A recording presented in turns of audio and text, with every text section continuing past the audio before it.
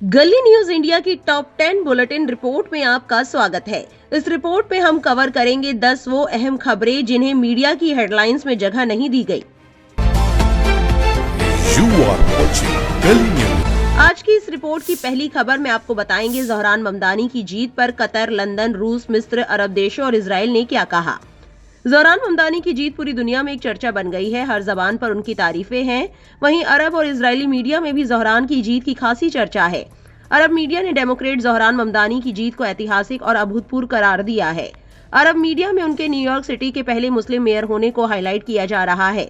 कई चैनलों ने ममदानी के समर्थकों के जश्न पर फोकस किया और इसे अभूतपूर्व जीत कहा। कतर की अल जजीरा वेबसाइट ने लिखा, कम्युनिस्ट कहे जाने वाले मुस्लिम ममदानी ने न्यूयॉर्क में इतिहास रच दिया। अल जजीरा के चैनल ने ममदानी के समर्थकों के जश्न की झलकियां दिखाई और इसे असाधारण और ऐतिहासिक चुनाव बताया। चैनल के रिपोर्टर ने कहा कि 20 लाख से अधिक लोगों ने मतदान किया। कई दशकों में ये न्यूयॉर्क मेयर चुनाव के लिए हुई सबसे ज्यादा वोटिंग थी। अल अरबिया टीवी के मुताबिक लगभग 60% मतदान हुआ। न्यूयॉर्क के हिसाब से ये बड़ी तादाद है। चैनल के मुताबिक ममदानी ने युवाओं को बड़ी संख्या में वोट देने के लिए प्रेरित किया। सऊदी अरब के अल अरबिया टीवी ने सुबह 4 बजे से ही बुलेटिन में इस खबर को प्रमुखता से दिखाना शुरू किया और ममदानी और ट्रंप के बीच बयानों की जंग का जिक्र किया। अल अरबिया और यूएई की स्काई न्यूज अरेबिया वेबसाइटों ने ममदानी को ट्रंप का कट्टर विरोधी बताया। स्काई न्यूज अरेबिया ने उनके भाषण का हवाला दिया, अगर कोई ये दिखा सकता है कि देश को धोखा देने वाले डोनाल्ड ट्रंप को कैसे हराया जाए तो वो यही शहर है। अल जजीरा ने कहा कि ममदानी ने ट्रंप को ललकारा और अपने भाषण में राष्ट्रपति पर हमला किया। रूस के आरटी अरबी और ईरान के अल आलम टीवी ने भी ममदानी के भाषण में ट्रंप और इजराइल की आलोचना को प्रमुखता दी। आरटी अरबी ने उन्हें वो मेयर करार दिया जिसने नेतन्याहू को गिरफ्तार करने और ट्रंप की इजराइल की नीतियों पर हमले की बात की थी। मिस्र के अल गद्र टीवी ने अमेरिकी सीनेटर बर्नी सैंडर्स के बयान का हवाला दिया। सैंडर्स ने कहा था कि ममदानी ने आधुनिक अमेरिकी इतिहास के सबसे बड़े राजनीतिक उलटफेरों में से एक को अंजाम दिया। रिपोर्ट की दूसरी बड़ी खबर, देश की राजधानी दिल्ली में 10 नवंबर की शाम एक कार में तेज धमाका हुआ। इस घटना में कम से कम 8 गाड़ियों को नुकसान पहुंचा है। अब ये साफ हो गया है कि कार में धमाका लाल किले के सामने हुआ है। जिस जगह ब्लास्ट हुआ उसके नजदीक लाल किला मेट्रो स्टेशन का गेट नंबर 1 है। इंडिया टुडे से जुड़ी विदिशा साहा की रिपोर्ट के मुताबिक ब्लास्ट की लोकेशन की वीडियो और चश्मदीदों के बयानों के अनुसार ये घटना लाल किले से लगभग 150 मीटर और पुरानी दिल्ली रेलवे स्टेशन से 500 मीटर से भी कम दूरी पर हुई। ये जगह चांदनी चौक रोड पर मौजूद जैन मंदिर के पास की बताई जा रही है। प्रधानमंत्री नरेंद्र मोदी ने केंद्रीय गृह मंत्री अमित शाह से दिल्ली ब्लास्ट पर जानकारी ली है। वहीं गृह मंत्री अमित शाह ने भी दिल्ली के पुलिस कमिश्नर सतीश गोलचा से बात की। अरविंद केजरीवाल इस पूरे हादसे पर एक्स पर लिखते हैं, लाल किले के पास हुए धमाके की खबर बेहद चिंताजनक है। बताया जा रहा है कि इसमें कुछ लोगों की जान भी गई है। ये बेहद दुखद है। पुलिस और सरकार को तुरंत इसकी जांच करनी चाहिए कि ये धमाका कैसे हुआ और क्या इसके पीछे कोई बड़ी साजिश तो नहीं है। दिल्ली की सुरक्षा को लेकर लापरवाही बर्दाश्त नहीं की जा सकती। मोदी सरकार कैबिनेट की तरफ से पास रिसोल्यूशन में लाल किले के पास हुए कार धमाके को आतंकवादी कार्रवाई करार दिया और उसकी कड़ी निंदा की है। गौरतलब है कि देश विरोधी ताकतों की बात की गई है, लेकिन किसी पाकिस्तानी आतंकी संगठन या सीमा पार आतंकवाद का जिक्र नहीं किया गया है। अलबत्ता जांच की बात पर जोर दिया गया है। आइए अब आपको बताते हैं तीसरी बड़ी खबर जो दिल्ली बम धमाके से जुड़ी है। दिल्ली लाल किला बम धमाके से पूरी दुनिया में दुख का माहौल है। इस बीच AIM प्रमुख असदुद्दीन ओवैसी और वारिस पठान ने इस घटना पर शोक जताते हुए कहा कि ये एक दर्दनाक हादसा है। असदुद्दीन ओवैसी ने लिखा, रेड फोर्ट ब्लास्ट की खबर से बहुत दुखी हूँ। घायल लोगों के जल्द ठीक होने और जिन लोगों ने अपने प्रियजनों को खोया है उन्हें सब्र मिले, यही दुआ है। उम्मीद है कि इसकी पूरी और जल्दी जांच होगी। इस निंदनीय घटना के जिम्मेदार लोगों को कानून के तहत सख्त से सख्त सजा मिलनी चाहिए। लोग इस पूरे मुद्दे को मुसलमानों से जोड़ने की कोशिश कर रहे हैं। वहीं सोशल मीडिया पर लोग अपनी अपनी प्रतिक्रियाएं दे रहे हैं। कोई इसे एक सोची समझी नफरती साजिश बता रहा है तो कोई जांच पूरी होने से पहले ही पूरे समुदाय को कटघरे में खड़ा करने को गलत बता रहा है। इस बीच वारिस पठान का एक बयान भी वायरल हो रहा है जिसमें वो ANI से बात करते हुए कह रहे हैं। मुंबई महाराष्ट्र केंद्रीय मंत्री गिरिराज सिंह के बयान पर AIM के राष्ट्रीय प्रवक्ता वारिस पठान ने कहा, मैं हमेशा से आतंकवाद और आतंकवादियों की निंदा करता आया हूं और आगे भी करता रहूंगा। आतंकवादी का कोई धर्म नहीं होता, उसका मकसद सिर्फ डर फैलाना होता है। महात्मा गांधी की हत्या करने वाला नाथूराम गोडसे जो RSS की सोच से प्रभावित था, देश का पहला आतंकवादी था। इंदिरा गांधी और राजीव गांधी को किसने मारा? साध्वी प्रज्ञा सिंह ठाकुर कौन है? बीजेपी का काम सिर्फ मुसलमानों को निशाना बनाना और उनके खिलाफ नफरत फैलाना है। हम गर्व से कहते हैं कि हम भारतीय मुसलमान हैं। NCIB हेडक्वार्टर्स ने ट्वीट किया, आजकल धर्म देखकर आतंकियों का समर्थन करना या किसी धर्म विशेष को टारगेट करना फैशन सा बन गया है। धर्म के आधार पर किसी आतंकी का समर्थन करना या किसी धर्म को टारगेट करना बंद करना चाहिए। आतंकवाद धर्म नहीं पहचानता। जब बम फटते हैं या हमला होता है तो नुकसान हिंदू मुस्लिम की परख करके नहीं किया जाता, बल्कि आम मनुष्यों की जिंदगियां तार तार कर दी जाती हैं। हर हमले में दोनों समुदायों के लोग मारे और घायल होते हैं। अगर शक हो तो दिल्ली धमाके के शहीदों और घायल लोगों के नाम देख लीजिए। वे किसी एक धर्म तक सीमित नहीं है। इसलिए नफरत और पहचान की राजनीति छोड़कर हमें आतंकवाद के खिलाफ एक साथ खड़ा होना होगा और हिंसा का समर्थन करना तुरंत बंद करना चाहिए। वहीं कार ड्राइवर को लेकर भी तरह तरह की बातें की जा रही है और लोग उसको मुसलमान बता रहे हैं। इसका सच बताते हुए शम्स तबरेज कासमी ने एक्स पर लिखा, दिल्ली के लाल किले के पास जिस कार से धमाका हुआ उसके मौजूदा मालिक का नाम देवेंद्र सिंह है। 1.5 साल पहले उन्होंने ये कार सलमान नाम की व्यक्ति से खरीदी थी, लेकिन मीडिया में सिर्फ पुराने मालिक का नाम चलाया जा रहा है, जबकि मौजूदा मालिक देवेंद्र सिंह का नाम जानबूझकर छिपाया जा रहा है। शुरुआती रिपोर्ट में बताया गया था कि ये सीएनजी सिलेंडर फटने की वजह से हुआ, लेकिन अब ये भी कहा जा रहा है कि ये फिदायीन हमला भी हो सकता है। जांच एजेंसियां सभी पहलुओं से मामले की पड़ताल कर रही हैं। वहीं लोगों ने दावा किया था कि ये कार अल फलाह यूनिवर्सिटी में काफी दिनों से खड़ी थी। उसको लेकर एक बड़ा अपडेट सामने आया है। उवैद मुअज्जम नाम की यूजर ने फरीदाबाद पुलिस का ट्वीट शेयर करते हुए लिखा, ये लीजिए, जिस i20 कार को मुस्लिम और फरीदाबाद से जोड़कर मीडिया खबर फैला रही थी वो भी झूठ निकली। फिर बोल रहा हूँ, सब्र रखिए, सच धीरे धीरे सामने आएगा। फरीदाबाद पुलिस ने इस ट्वीट में लिखा है, कुछ मीडिया चैनल व सोशल मीडिया प्लेटफॉर्म पर खबर प्रसारित हो रही है कि लाल किला दिल्ली के सामने विस्फोट हुई संदिग्ध i20 कार पिछले 10-11 दिनों से अल फलाह यूनिवर्सिटी धौज में थी। फरीदाबाद पुलिस इसकी आधिकारिक पुष्टि नहीं करती और इस खबर का खंडन करती है। आपको बता दें कि इस पूरे हादसे में जान गंवाने वालों में मुसलमान भी है, जिसमें शामली के नौमान और मेरठ के मोहसिन भी शामिल हैं। वहीं कुछ मुसलमान घायल भी हैं। रिपोर्ट की चौथी खबर में आपको बताते हैं कि ज़ोहरान ममदानी की जीत पर ध्रुव राठी ने क्या कह दिया। न्यूयॉर्क के मेयर चुनाव में ज़ोहरान ममदानी की जीत उस सिस्टम को एक नैतिक तमाचा है जो अब तक राजनीतिक पहुंच को अच्छाई और पैसे को काबिलियत समझता था। अरबपतियों के चंदे, मीडिया के शक, इस्लामोफोबिया और अपनी ही पार्टी के नेताओं की नाराजगी के बावजूद ममदानी जीत गए। उनकी जीत ये बताती है कि अब दौलत और रसूख से ताकत हासिल करना आसान नहीं रहा। वहीं अब ध्रुव राठी का एक बयान आया जिसमें उन्होंने कहा कि मुझे ज़ोहरान ममदानी की पहचान या धर्म से कोई मतलब नहीं है। मेरे लिए ये मायने रखता है कि वो पूंजीपतियों की गलत नीतियों के खिलाफ खड़े हैं और जलवायु परिवर्तन, पब्लिक ट्रांसपोर्ट, शिक्षा और स्वास्थ्य जैसी असली समस्याओं पर काम करना चाहते हैं, जो एक बेहतर दुनिया के लिए जरूरी है। उन्होंने ये भी साबित कर दिया कि बिना अमीर लोगों के पैसे के भी चुनाव जीता जा सकता है। यही वजह है कि उनकी जीत पूरी दुनिया के लोगों के लिए एक बड़ी प्रेरणा है। दरअसल मुसलमानों के नाम पर सियासत खेली जाती है और अब जब एक मुसलमान जीता है तो उसका धर्म भी जरूरी है, उसकी पहचान भी जरूरी है, उसका नाम भी जरूरी है। और अब लोग उन्हीं सबको लेकर जवाब दे रहे हैं और ध्रुव राठी को नसीहत करते हुए कुछ रिएक्शंस दिए हैं। आकिब हुसैन नाम की यूजर ने एक्स पर लिखा, कभी कभी उनकी पहचान और धर्म को मान्यता देना भी जरूरी होता है, क्योंकि इससे पता चलता है कि उन्हें कितनी बड़ी मुश्किलों और रुकावटों को पार करके ये मुकाम हासिल करना पड़ा। और यही बात उनकी उपलब्धि को और भी अहम बना देती है, खासकर तब जब वो न्यूयॉर्क को वो नेतृत्व देने जा रहे हैं जिसका वादा किया गया था। दारा फारूकी नाम के एक्स यूजर ने लिखा, बिल्कुल असहमत। उनकी सोच और नीतियां तो अहम है ही, लेकिन उनकी पहचान और धर्म भी उतने ही जरूरी हैं। ज़ोहरान की जीत ने दुनिया भर के करोड़ों मुसलमान को इज्जत और इंसाफ का एहसास दिलाया है। किसी ऐसी पहचान की ताकत को कभी कम मत आको जिसे लंबे समय से झूठे प्रचार के जरिए बदनाम किया गया है। वहीं एक मुस्लिम होने की वजह से ज़ोहरान ममदानी को जिस तरह लोगों का सामना करना पड़ा है उसका अंदाजा भी सभी को है। द रेंटिंग गोला नाम से शमिता यादव की यूजर ने भी इंस्टाग्राम पर एक वीडियो शेयर करते हुए लिखा, लोग ज़ोहरान ममदानी की पहचान या धर्म की वजह से खुश नहीं हैं, बल्कि इसलिए खुश हैं क्योंकि उन्होंने जो कहा और किया है वो वाकई काबिले तारीफ है। ज़ोहरान ममदानी बहुत से लोगों के लिए उम्मीद की एक किरण है। इस वीडियो में उन्होंने अंधभक्तों की भी खूब चुटकी ली है।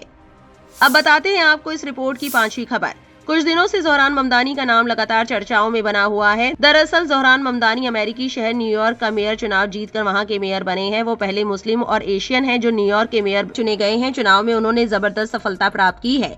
अब आप भी सोच रहे होंगे कि न्यूयॉर्क का मेयर बने ज़ोहरान ममदानी की बात हम क्यों कर रहे हैं। दरअसल ज़ोहरान ममदानी को लेकर यति नरसिंहानंद का एक बयान सामने आया है। बयान से साफ है कि ज़ोहरान ममदानी का न्यूयॉर्क का मेयर बन जाना उनको बिल्कुल पसंद नहीं आया। ज़ोहरान ममदानी को लेकर संत यति नरसिंहानंद का एक वीडियो सोशल मीडिया पर वायरल हो रहा है। उसमें कि वो कह रहे हैं, लंदन के बाद एक मुसलमान न्यूयॉर्क का मेयर बना है। इसकी मां हिंदू है और इसकी पत्नी भी हिंदू है। आगे यति कहते हैं, ये महाविनाश की बेला है। इसके बाद यति मुसलमानों पर काफी विवादित टिप्पणी भी कर रहे हैं। यति नरसिंहानंद के इस बयान के बाद सोशल मीडिया पर लोगों का गुस्सा फूट रहा है। वो इस बयान की जमकर आलोचना कर रहे हैं। बिट्टू शर्मा नाम की यूजर ने यति नरसिंहानंद की वीडियो को शेयर करते हुए लिखा, ज़ोहरान ममदानी के न्यूयॉर्क का मेयर बनने से ही सनातन खतरे में आ गया है। सोचो अगर वो प्रेसिडेंट बन जाता तो ये नफरती तो आत्महत्या ही कर लेता। ये जो इस्लाम और मोहम्मद साहब के खिलाफ बोल रहा है, इसको पता है मेरा कोई कुछ नहीं बिगाड़ सकता, पर वक्त इसका हिसाब जरूर करेगा। वहीं आगे बिट्टू शर्मा लिखते हैं, अगर यही बयान किसी मुस्लिम ने यूपी में बैठकर दिया होता तो अभी तक बुलडोजर चल जाता, पर मुझे पता है यूपी पुलिस इस पे कुछ एक्शन नहीं लेगी। एक एक्स यूजर ने लिखा, इस्लाम को मिटाते मिटाते कितने मिट्टी में मिल गए, मगर इस्लाम का कुछ नहीं हुआ। इस्लाम जिंदाबाद है और जिंदाबाद रहेगा। जितने नफरत फैलाओगे इस्लाम के खिलाफ, इतना इस्लाम की जानकारी लेकर लोग इस्लाम में दाखिल हो जाते हैं। ये इस्लाम की खूबसूरती है, इसलिए इस्लाम पूरी दुनिया में फैला। आइए अब आपको बताते हैं इस रिपोर्ट की छठी बड़ी खबर। 9 नवंबर 2025 को बीजेपी नेता किरेन रिजिजू ने डॉक्टर तौफीक बिन फौजान अल रबिया से एक अहम 2-पक्षीय मुलाकात की। इस मुलाकात में दोनों रहनुमाओं ने आने वाले हज सफर की तैयारियों का जायजा लिया और हिंदुस्तानी हाजियों के लिए बेहतर तालमेल और इंतजामात पर बात की। गुफ्तगू में खास तौर पर सफर से जुड़ी सहूलियतों जैसे सफर का इंतजाम, रिहाइश और सेहत से जुड़ी सेवाओं को बेहतर बनाने पर जोर दिया गया, ताकि हाजियों को आरामदेह और बेफिक्री वाला तजुर्बा मिल सके। इस मुलाकात का सबसे अहम नतीजा हज 2026 के लिए 2-पक्षीय हज मुआहिदे पर दस्तखत था, जिसके तहत हिंदुस्तान ने 1,75,025 हाजियों का कोटा तय किया गया। ये मुआहिदा हिंदुस्तान और सऊदी अरब के दरमियान धार्मिक सैर सपाटे के रिश्तों को और मजबूती देने की एक बड़ी कोशिश है। किरेन रिजिजू ने सऊदी जाने पर अपने तजुर्बात सोशल मीडिया पर साझा किए। उन्होंने लिखा, ताइफ का मंजर याद दिलाता है, मैं ताइफ गया। ये वो पवित्र जगह है जो हजरत मोहम्मद साहब से जुड़ी हुई है और इस्लामी इतिहास में बहुत अहम है। यहाँ नबी करीम ने बहुत तकलीफें झेली, लोगों ने उन्हें ठुकराया और शारीरिक तकलीफ भी दी। ये वही जगह है जहाँ उनका लहू मिट्टी में मिला था। वहाँ मुझे कई भारतीय हाजी मिले जो मुझे देखकर बहुत खुश हुए और उनसे मुलाकात बहुत अच्छी रही। उन्होंने आगे लिखा, मैंने ताइफ के मेयर महामहिम इंजीनियर अब्दुल्लाह बिन खमीस अल जैदी से ताइफ के रोज गार्डन में मुलाकात की। हमारी मुलाकात बहुत गर्मजोशी और अच्छे माहौल में हुई। हमने भारत और सऊदी अरब के गहरे रिश्तों को और मजबूत करने और आपसी सहयोग व दोस्ती के नए रास्ते खोजने पर बात की, जो समय के साथ और भी मजबूत हो रहे हैं। मैं ताइफ सऊदी अरब में स्थित मुकद्दस मस्जिद अब्दुल्लाह इब्ने अब्बास गया। ये ईमान, इल्म और इतिहास की एक मशहूर जगह है जहां उम्राह करने वाले हाजी खासकर भारत से अक्सर आते हैं। ये मस्जिद हजरत अब्दुल्लाह इब्ने अब्बास के नाम पर है, जो हजरत मोहम्मद साहब के चचेरे भाई और एक बड़े इस्लामी आलिम थे। उन्हें यहीं दफन किया गया है। ये मस्जिद लगभग सन 630 ईस्वी की बताई जाती है। अपनी खूबसूरत मीनारों, सुकून भरे आंगन और पारंपरिक व आधुनिक इस्लामी वास्तुकला के मेल से ये मस्जिद ताइफ की रूहानी विरासत को आज भी जिंदा रखे हुए है। रिजिजू के इस वायरल बयान के बाद सोशल मीडिया पर लोग अपनी अपनी प्रतिक्रियाएं दे रहे हैं। नियाज अहमद नाम के एक्स यूजर ने लिखा, मंत्री जी पोस्ट के लिए धन्यवाद। हमें ये भी याद रखना चाहिए कि हमारे प्यारे नबी ने ताइफ के लोगों से बहुत तकलीफें झेली, फिर भी उनके लिए दुआ की और कभी बदला नहीं लिया। क्या इसमें हम सबके लिए कोई सबक नहीं है? जहां लोग किरेन रिजिजू के नाम की तारीफ और सराहना कर रहे हैं, वहीं एक यूजर ने हकीकत बताते हुए ये भी लिखा, सऊदी अरब में मौजूद राजदूतों और दुनिया भर के लोगों को ये बात याद रखनी चाहिए कि किरेन रिजिजू उसी पार्टी के सदस्य है जिसने भारत में आई लव मोहम्मद लिखने वालों को गिरफ्तार किया था। इसे दिखावा मत समझिए। इस बुलेटिन की खबर नंबर 7 इस तरह है। 11 नवंबर की सुबह 3 बजे के आसपास कई प्रमुख मीडिया चैनलों समेत कई पत्रकारों ने बॉलीवुड के दिग्गज अभिनेता धर्मेंद्र के निधन की खबर दी। इसके बाद कई फिल्मी हस्तियां और सोशल मीडिया यूजर्स शोक व्यक्त करने लगे। इंडिया टुडे ने खबर दी कि बॉलीवुड अभिनेता धर्मेंद्र का निधन हो गया है और दावा किया कि उनकी टीम ने इस खबर की पुष्टि की है। बाद में इंडिया टुडे ने ये पोस्ट डिलीट कर दिया। इंडिया टुडे ग्रुप के हिंदी चैनल आज तक ने भी दावा किया कि बॉलीवुड अभिनेता धर्मेंद्र का मुंबई के ब्रीच कैंडी अस्पताल में निधन हो गया। बाद में आज तक ने ये पोस्ट डिलीट कर दिया। इसी प्रकार एबीपी न्यूज ने भी दावा किया कि 89 साल की उम्र में अभिनेता धर्मेंद्र ने ली अंतिम सांस। बाद में एबीपी न्यूज ने ये पोस्ट डिलीट कर दिया। पत्रकार चित्रा त्रिपाठी से लेकर उत्तर प्रदेश के मुख्यमंत्री योगी आदित्यनाथ ने एक्स पर पोस्ट करते हुए अभिनेता धर्मेंद्र के निधन को लेकर शोक व्यक्त किया। इसको लेकर न्यूज एजेंसी यूएनआई ने अपने हिंदी संस्करण यूनिवार्ता में खबर चलाया। गीतकार जावेद अख्तर ने भी धर्मेंद्र के मौत पर संवेदना व्यक्त करते हुए पोस्ट किया था। इन लोगों ने बाद में ये पोस्ट डिलीट कर दिए। इसके अलावा Zee business, business standard, ABP English, Outlook, Hindustan times ने भी ऐसी खबर पब्लिश की थी, लेकिन बाद में इन्होंने खबर अपडेट कर दिए या डिलीट कर दिए। आपको बता दें कि अभिनेता धर्मेंद्र के परिवार ने इन खबरों का खंडन करते हुए इस खबर को अफवाह बताया। धर्मेंद्र की पत्नी और भाजपा सांसद हेमा मालिनी ने 11 नवंबर की सुबह 9:40 पर अपने एक्स अकाउंट पर धर्मेंद्र के निधन की खबर पर निराशा व्यक्त की। इस खबर को फैलाने वाले चैनलों को गैर जिम्मेदार बताया। उन्होंने कहा, जिम्मेदार चैनल एक ऐसे व्यक्ति के बारे में झूठी खबर कैसे फैला सकते हैं जो ठीक हो रहा है। अभिनेता धर्मेंद्र की बेटी ईशा देओल ने भी अपने इंस्टाग्राम अकाउंट पर पोस्ट करते हुए पुष्टि की कि उनके निधन की खबर पूरी तरह से झूठी है। उन्होंने जोर देकर कहा कि उनके पिता की हालत स्थिर है और वो ठीक हो रहे हैं। कुल मिलाकर परिवार के बयानों से साफ है कि अभिनेता धर्मेंद्र की मृत्यु नहीं हुई है। आपको बता दें कि बॉलीवुड एक्टर धर्मेंद्र की हालत अब स्थिर है। 12 नवंबर की सुबह उन्हें ब्रीच कैंडी हॉस्पिटल मुंबई से डिस्चार्ज कर दिया गया है। उनके परिवार ने उन्हें घर ले जाने का फैसला किया है। आगे उन्हें जो भी मेडिकल अटेंशन या ट्रीटमेंट चाहिए वो घर पर ही किया जाएगा। इस मामले पर मीडिया से बात करते हुए डॉक्टर प्रतीक समदानी बताते हैं, धर्मेंद्र जी को 12 नवंबर की सुबह लगभग 7:30 बजे अस्पताल से डिस्चार्ज कर दिया गया है। उनके परिवार ने फैसला किया है कि उनका आगे का इलाज या जो भी केयर उन्हें चाहिए वो घर पर ही किया जाएगा। वो जल्द से जल्द पूरी तरह ठीक हो जाए, इसके लिए सब लोग प्रार्थना करिए। आइए बताते हैं आपको इस रिपोर्ट की 8वीं बड़ी खबर। बेंगलुरु इंटरनेशनल एयरपोर्ट के अंदर कथित तौर पर नमाज पढ़े जाने को लेकर बवाल खड़ा हो गया है। भाजपा ने इस पर सवाल उठाते हुए कहा है कि एयरपोर्ट के टर्मिनल के अंदर नमाज पढ़ने की इजाजत कैसे दी जा सकती है। भाजपा ने कर्नाटक के सीएम सिद्धारमैया और कांग्रेस अध्यक्ष मल्लिकार्जुन खड़गे के बेटे और राज्य सरकार में मंत्री प्रियंक खड़गे से पूछा है कि क्या आपने इसकी मंजूरी दी है। कर्नाटक भाजपा के प्रवक्ता विजय प्रसाद ने बेंगलुरु एयरपोर्ट में कुछ लोगों के नमाज पढ़ने की तस्वीर और वीडियो शेयर किए हैं। विजय प्रसाद के मुताबिक ये घटना बेंगलुरु के केम्पेगौड़ा इंटरनेशनल एयरपोर्ट के टर्मिनल 2 की है। उन्होंने एक्स पर इससे जुड़ी पोस्ट करते हुए लिखा, बेंगलुरु इंटरनेशनल एयरपोर्ट के T2 टर्मिनल के अंदर इसकी इजाजत कैसे दी जा सकती है। माननीय मुख्यमंत्री सिद्धारमैया और मंत्री प्रियंक खड़गे, क्या आप इसे मंजूर करते हैं? क्या इन लोगों ने हाई सिक्योरिटी वाले एयरपोर्ट के क्षेत्र में नमाज पढ़ने के लिए पहले से इजाजत ली थी? जब आरएसएस संबंधित अधिकारियों से इजाजत लेकर पाठ संचलन करता है तो सरकार आपत्ति क्यों करती है? वहीं प्रतिबंधित सार्वजनिक क्षेत्र में ऐसी गतिविधियों पर आंखें मूंद लेती है। क्या ये इतने संवेदनशील क्षेत्र में गंभीर सुरक्षा चिंता का विषय नहीं है? इस पूरे मामले पर सोशल मीडिया पर लोग अपनी अपनी प्रतिक्रियाएं दे रहे हैं। अशरफ हुसैन नाम के एक्स यूजर ने लिखा, बेंगलुरु एयरपोर्ट पर नमाज अदा करते लोगों का वीडियो शेयर कर कुछ लोग रोना धोना कर रहे हैं। अभी कुछ दिन पहले किसी एयरपोर्ट पर गरबा खेलने की वीडियो वायरल हुई। किसी मुसलमान को कोई दिक्कत नहीं और होना भी नहीं चाहिए। यही हिंदुस्तान की खूबसूरती है। बस कुछ लोगों को नमाज पढ़ते मुसलमानों को देखकर पता नहीं क्या हो जाता है। एक और एक्स यूजर ने लिखा, एयरपोर्ट पर पहले से ही यात्रियों के लिए एक नमाज कक्ष मौजूद है, लेकिन उस समूह ने खुले सार्वजनिक इलाके में ही नमाज अदा करना चुना। इस घटना पर सोशल मीडिया पर लोगों की तीखी प्रतिक्रियाएं आ रही है। कई लोग सवाल उठा रहे हैं कि इतनी सुरक्षा वाले क्षेत्र में एयरपोर्ट स्टाफ और सिक्योरिटी ने उन्हें रोक क्यों नहीं दिया। आइए अब रुक करते हैं इस बुलेटिन की नवी खबर की तरफ। अमेरिका में अपने पति निक जोनस के साथ रहने वाली एक्ट्रेस प्रियंका चोपड़ा ने न्यूयॉर्क के पहले मुस्लिम और सबसे कम उम्र के मेयर बने ज़ोहरान ममदानी की ऐतिहासिक जीत का जश्न इंस्टाग्राम पर मनाया। प्रियंका ने अपनी इंस्टाग्राम स्टोरी में ज़ोहरान के समर्थकों को संबोधित करते हुए एक तस्वीर शेयर की और लिखा, congratulations Zohran Mamdani, New York city's 111th mayor, history made, congratulations Mira Nair. जानकारी के लिए बता दें कि ज़ोहरान मशहूर फिल्म मेकर मीरा नायर और प्रसिद्ध विद्वान महमूद ममदानी के बेटे हैं। प्रियंका चोपड़ा की बधाई देने के बाद सोशल मीडिया पर लोग अपनी प्रतिक्रियाएं दे रहे हैं।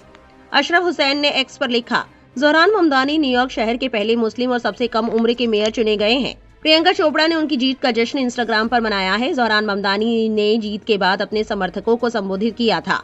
प्रियंका चोपड़ा ने इसी संबोधन का एक स्क्रीनशॉट अपनी इंस्टाग्राम स्टोरी पर शेयर किया है। अपनी खुशी जाहिर करते हुए प्रियंका ने लिखा है, ज़ोहरान ममदानी को बधाई, न्यूयॉर्क शहर के 111वें मेयर, आपने इतिहास रच दिया, बधाई हो मीरा नायर। आइए अब रुक करते हैं इस बुलेटिन की 10वीं बड़ी खबर पर। रिपोर्ट की 10वीं खबर में आपको बताते हैं उस वायरल दावे के बारे में जिसकी वीडियो सोशल मीडिया पर खूब चर्चा में है। सोशल मीडिया पर एक वीडियो वायरल हो रहा है जिसमें दावा किया जा रहा है कि यूट्यूबर दीपक कुमार और उसके साथियों ने दिल्ली के ऐतिहासिक हुमायूं के मकबरे के अंदर एक विवादित वीडियो शूट किया है। वीडियो में युवक कब्रों पर मौजूद अरबी लिखावट को 26/11 का संदेश बताते हुए दिखाई दे रहे हैं। साथ ही वे टॉय गन पकड़े नजर आते हैं और कब्रों पर आपत्तिजनक टिप्पणियां करते सुनाई देते हैं। ये वीडियो तेजी से सोशल मीडिया पर फैल रहा है और लोगों में गुस्सा और नाराजगी देखने को मिल रही है। कई यूजर्स ने इसे धार्मिक असंवेदनशीलता और ऐतिहासिक धरोहर के अपमान से जोड़कर कड़ी निंदा की है। अशरफ हुसैन ने ट्वीट किया, दिल्ली के ऐतिहासिक हुमायूं के मकबरे में यूट्यूबर दीपक कुमार और उसके साथियों ने कब्रों पर मौजूद अरबी लिखावट को 26/11 का संदेश बताते हुए वीडियो बनाया। वीडियो में युवक टॉय गन पकड़े नजर आए और कब्रों पर आपत्तिजनक टिप्पणियां की। सोशल मीडिया पर वीडियो वायरल है और इस हरकत की कड़ी निंदा हो रही है। मोहम्मद आसिफ खान नाम की यूजर ने एक्स पर लिखा, हर दिन कुछ कट्टरपंथी लोग मुस्लिम ऐतिहासिक जगहों पर हमला कर रहे हैं लेकिन सरकार कुछ नहीं कर रही। कोई सख्त कदम नहीं उठाया जा रहा है। पत्रकार करिश्मा अजीज ने एक्स पर लिखा, दिल्ली हुमायूं के मकबरे में दीपक कुमार और उसके साथियों ने कथित रूप से वीडियो बनाते हुए आपत्तिजनक टिप्पणी की। कायर अब कब्रों से युद्ध लड़ रहे हैं। एक एक्स यूजर ने लिखा, ये घटना बहुत ही निंदनीय है। हुमायूं का मकबरा हमारी ऐतिहासिक और सांस्कृतिक धरोहर है और वहां किसी भी प्रकार की अनुचित हरकत पूरी तरह अस्वीकार्य है। ऐसे वीडियो से न सिर्फ ऐतिहासिक स्थलों का अपमान होता है बल्कि समाज में गलत संदेश भी जाता है। कानूनी कार्रवाई होनी चाहिए और लोगों को ऐसे स्थलों का सम्मान करना सीखना चाहिए। सोशल मीडिया पर वायरल होने वाले इस तरह के कंटेंट को फैलाने से पहले उसके गंभीर सामाजिक और कानूनी परिणामों को समझना जरूरी है। अगर पुलिस जांच कर दोषियों के खिलाफ उचित कदम उठाती है तो ये एक सटीक संदेश होगा कि इतिहास और संस्कृति का अपमान सहन नहीं किया जाएगा। गली न्यूज इस वायरल दावे की पुष्टि नहीं करता है। खबर से जुड़ा कोई भी अपडेट या आधिकारिक पुष्टि होती है तो हम आपको जरूर बताएंगे। ऐसी और वायरल खबरों के लिए गली न्यूज से जुड़े रहे।